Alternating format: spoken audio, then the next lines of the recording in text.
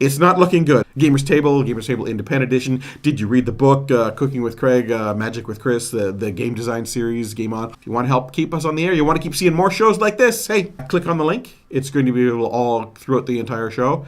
And go take a check out, see if maybe one of the perks is something that you'd be interested in. Anyone who has donated already, thank you very much, and your money is going to go towards keeping the shows on the air.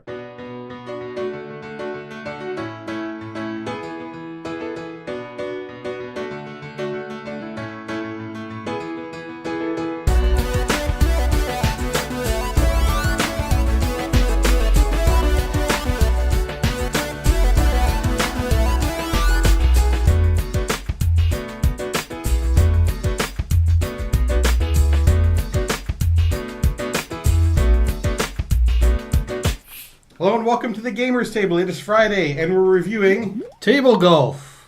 What he said. 4. That's not a bar. Oh boy. In this game, the player who has the lowest score after 9 holes is the winner. This is a stereotypical beer and pretzel game. This is just fun, at the bar. Well, maybe not the bar. You don't want to be throwing cards all over the bar, but it's that type of game. This is not a serious Euro game, that is for sure. This is hard. Oh.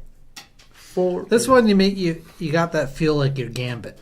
So we got 6 golf balls. We've got the course card with rough, sand trap, and water. We got the score tracker card, the hole, the starting location, weather cards. Don't hit the mic. And the rule book. You start by separating the different types of cards out. There are weather cards. You will draw one each round, and they have different effects that are going to obviously affect the gameplay, such as slice shot. When flicking the ball during the hole, the golf ball must be vertical, so you would have to flick it this way instead of this way. Stuff like that. Some of them allow you to remove cards out of it. So you flip one of those over. That's the weather. Then you have a whole bunch of hazard cards. One person chooses starting position where the hole position is. Whoever gets the hole when we deal them out. Yeah. Mm-hmm. And you start flicking from the starting position the different hazards. You got sand traps, you got the rough, and you got water hazards. Once you get 2 of each type of hazard on the table, then you're just placing the rest adjacent or on top. We just overlap them. Uh-huh. Oh, jeez, don't show me these. Look, my head's just disappearing.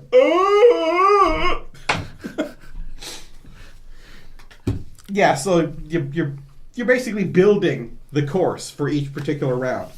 And then starting with the person next around the table from the person who placed the hole, they get this card, which starts at the question mark, which would be the -2 position if you happen to get a hole in one. And each round you're going to flip it up 1, flip it up 1, flip it up 1.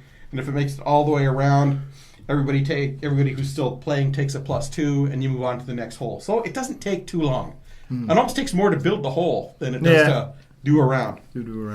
Neat thing about this, though, is you get the cards, the water hazards and stuff, and all the hazards tell you to flick the cards a different way depending on which one you land on. I think it's the sand trap. No, the rough. This is the one with the thumb. Yeah, the thumb makes you have to flip it like a coin. The sand trap makes you flick it between your pinky and your ring finger. And then the water hazard, which one was it? The other one is if you're these flipping two. a coin.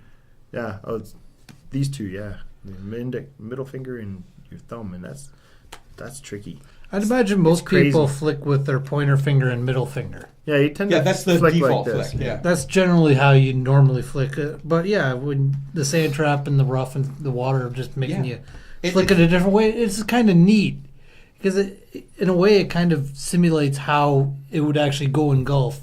Different Slightly, terrain. It makes it a little more difficult. Yeah, but sometimes depending on what is the weather cards and that, you're gonna be told to flick a different way too. Like was one with them? It's levitation. You have to flick it at least a foot off the table, or 2 hands. We can't quite make sense of the 2-hand ones. We don't know if it's at least one hand's got to be on the table, or if you got to have them like this, or flick with 2 hands.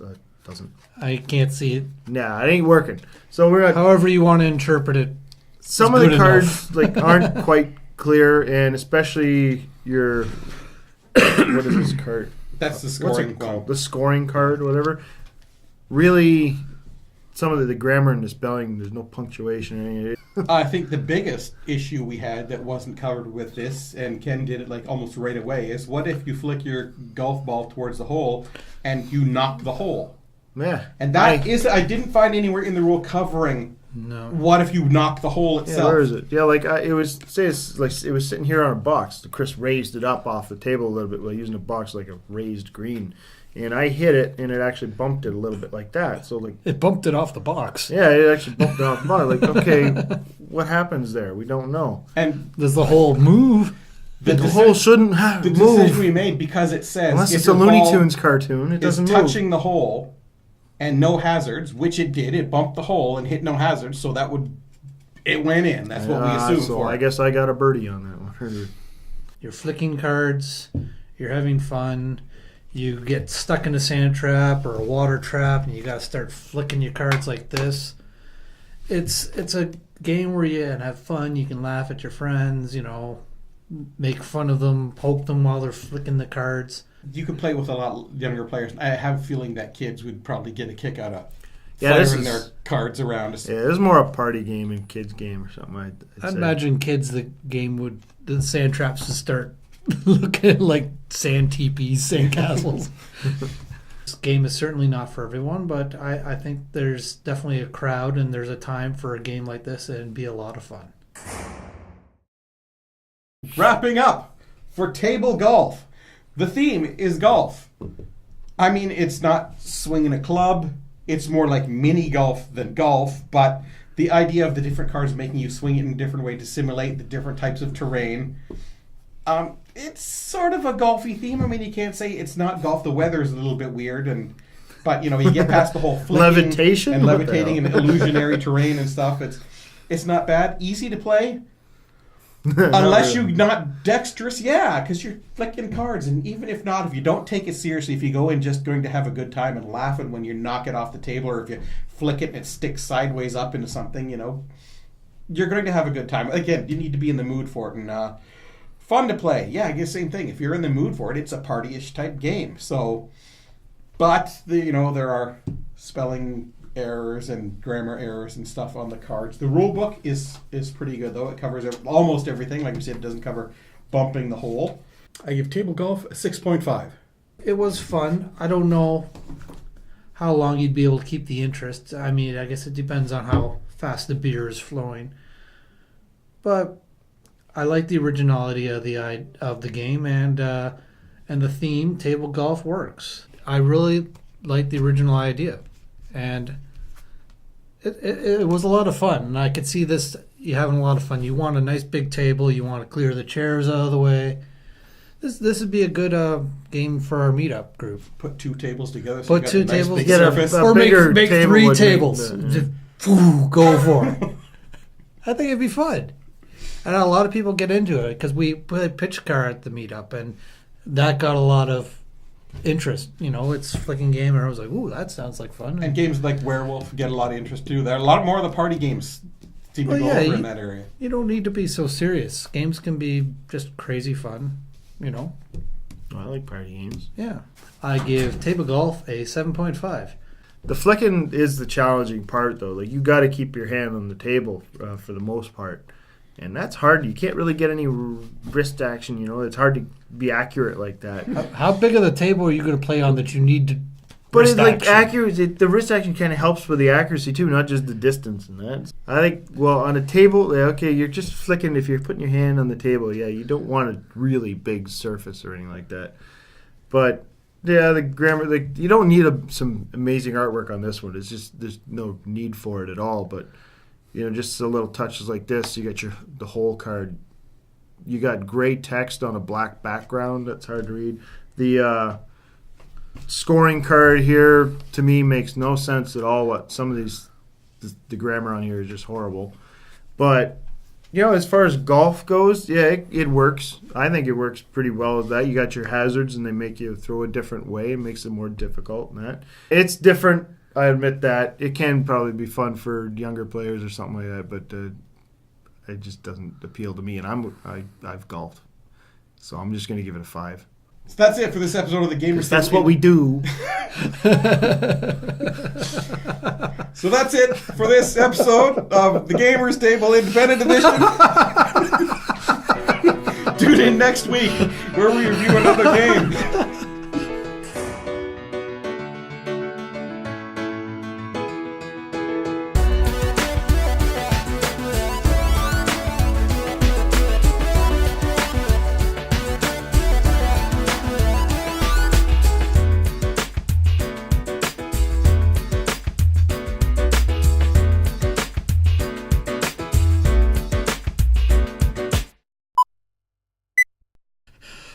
I'm not going to give it a 7.5 or a 6.5. No. Or a 7 or an 8. I'm not going to give it a 9. Or a 3.5. But I will give it a 1. I'm going to give it a... Or no, I'm not going to give it a negative.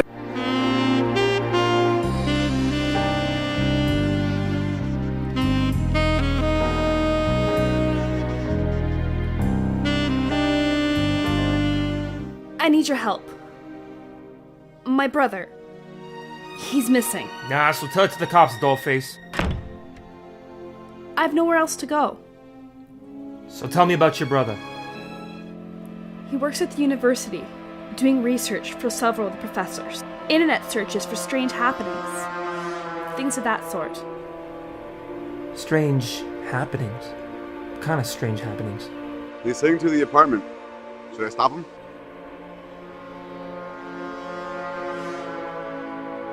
What the hell is this thing? Don't make me come back down here again, Carmichael. You need to back off. Look, Rach, I've got a case. And I need your help. I'm being tailed by lurking strangers and warned off the case by angry cops. He contacted her, just like you said he would. Very well. Perhaps we should lend Mr. Carmichael some assistance ourselves.